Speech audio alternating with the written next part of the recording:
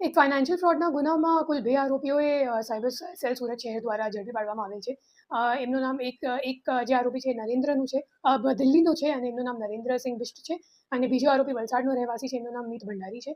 અને એમાં ખરેખર એમો એવી રીતનું હતી કે જે ફરિયાદી છે, તે ફરિયાદી એક મહિલા બેન છે અને ઘરકામ કરે છે હાઉસવાઈફ તરીકે.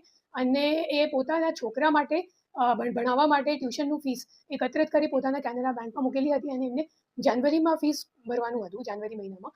અને 10મા મહિનાની 27 તારીખના રોજ એમના ફોન હેક થઈ ગયું અને નેટ બેન્કિંગ મારફતે કેનેરા બેંકના અકાઉન્ટમાંથી કુલ ₹1,00,000 10 ટ્રાન્ઝેક્શન્સમાં જતા રહ્યા.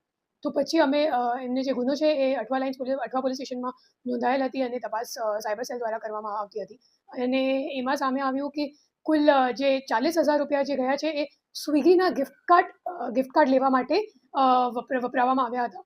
પછી એના જ્યારે અમે લોકો ટ્રેસ કર્યું તો ખબર પડી કે જે ગિફ્ટ કાર્ડ છે એ ખરેખર રિડીમ થયું છે દિલ્હીથી.